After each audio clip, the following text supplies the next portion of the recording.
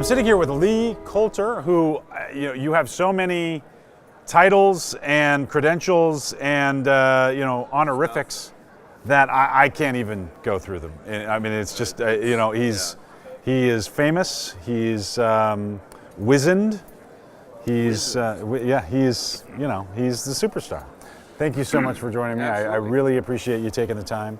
One of the things that you've written a white paper as part of your work with this group, with SSON, about some of the stall points that people get into in their implementation of IPA. I'd love to talk a little bit about that. In your experience, how do you see, from your vantage point, how are people getting stuck? Okay. I make this point a lot that intelligent automation is not a thing you do. It is a way that you do all of the things that you do. Yeah. And that's a transformation very similar to the Six Sigma or CI transformation in the 90s. Okay. And it's a very significant, to enterprise scale this thing, it's a very significant organizational effort. It's change management for IT, for audit, for the business, for this new group that typically is referred to as a CoE of some kind. Right. And all of the things that need to come together for successful scale. And so I outlined 11 stall points, and every one of them, everybody that achieves scale will go through them. Yeah. Now, it's a question of, do you know it's coming? And are you prepared for it to minimize the length of the stall? And some of them are excruciatingly important. Production readiness is one of them. Yeah. Right? Yeah. So, and this has implications all the way upstream into your original use case definition. So the paper was really trying to outline kind of what they are at a high level. It doesn't really tell you what you need to do about them, because that's another 300 pages of material.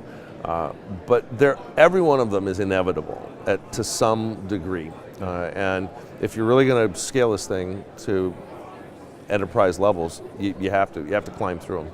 So tell me something. How, in your view, how are shared services changing as a result of this kind of technology of IPA?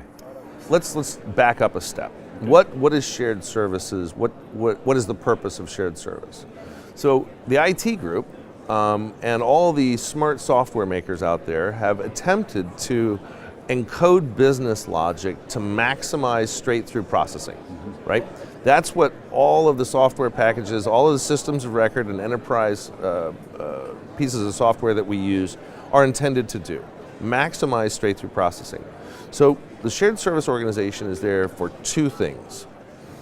When the transaction or process doesn't fit in the machine, or when it falls out of the machine. Okay. Right? Yeah. In both cases, those are exceptions. They aren't going to follow STP.